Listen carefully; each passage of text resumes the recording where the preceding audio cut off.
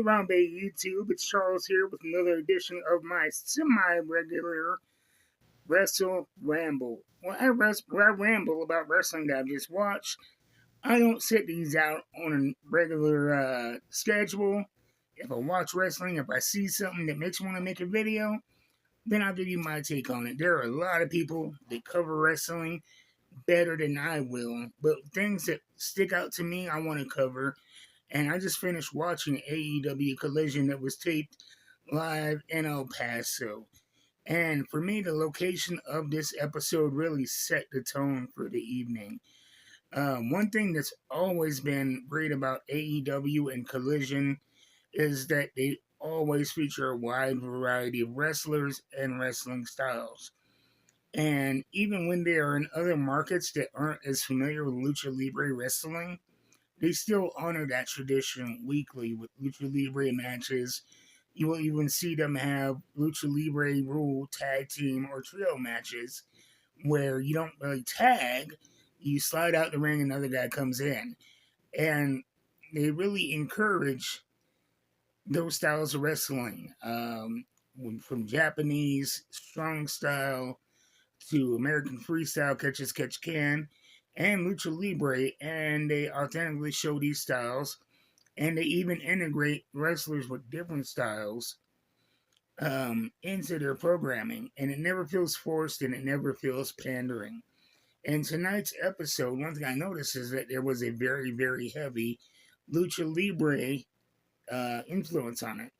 A lot of Latino wrestlers in lucha libre style, and a lot of wrestlers that usually don't get featured as much. You know, you will have one or two Lucha Libre segments in Collision, but most of the night was taken up by Lucha Libre stars. And you notice that the crowd was very, very hot, very into it. Names that me, an American wrestling fan, was not as familiar with, these fans were excited to see. They were chanting in Spanish. And in the main event is when it really clicked to me, when the main event was Mascara Dorada and Hechicero. And even the referee was the one Latino referee that they have. He was counting uno, dos, tres for pinfalls. And it was the hottest the crowd had been. And I think in other companies where if they were running El Paso, they might feature prominent Latino wrestlers, but I don't think they would put lower card guys in a main event knowing that that's what the local crowd would want.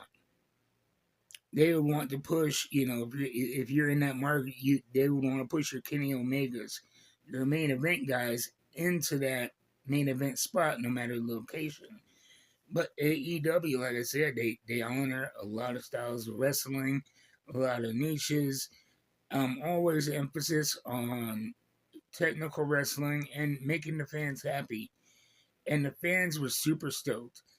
And while some would argue that there should have been Hangman Page or Kenny Omega or Kazuchika Okada in the main event, the crowd wouldn't have been as into it as this crowd was to see Hechicero and Mascara Dorada in that main event. And the match had stakes. The winner gets to go on to the Continental Classic 4-way on the 4-hour Fighter Fest special this week. And I thought it was cool. And they didn't make it a big thing. They didn't say, "Oh, we're in El Paso, so we're gonna have an 80% Latino match card, or we're gonna put the Latino ref in there, and we're gonna put these two." No, they didn't make a big deal out of it. It just is what it is.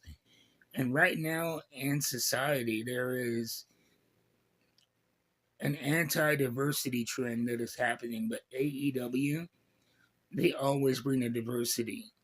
If it's black wrestlers, Latino wrestlers, Japanese strong style, Latino lucha libre, even homosexual wrestlers that they have. Anthony Bowens, he's featured prominently on Collision on a weekly basis, and he calls himself the pride of AEW. They push, they push diversity from day one. And I think that's important. Even if you're not a member of these groups, you can always be an ally. I am not Latino. I am not homosexual. I'm not Japanese. I'm a black nerd in Gasper, Wyoming.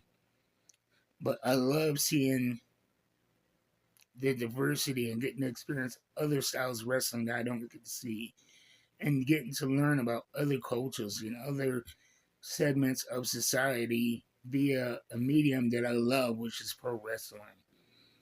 And so I think that tonight was a very special episode of Collision. And I think that it's very cool too that the lead into the show was the NBA Finals. And so they're going to have a lot of new eyes on the show. And instead of putting out their biggest names, they treated the audience they had in the house. And that excitement from the in-house crowd, it it communicated through the TV screen.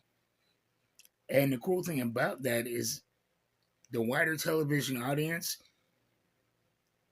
I think, got to see these guys as the big stars that they are in Mexico because of that excitement that you felt from the live crowd. And so even if you had never heard of Hechicero or Mascara Dorada, they felt like big names in America. And I guarantee that a lot of Americans are going to be talking about Hechicero and Mascara Dorada. And they're going to be excited to see Mascara Dorada in that 4-way next week. So that's it. I'm done rambling. And thank you for watching. Let me know what you guys think of AEW Collision and what wrestling shows you watch and what you might want to hear me talk about. Anyway, I'll see you guys next time. Until then, keep watching that wrestling. Adios.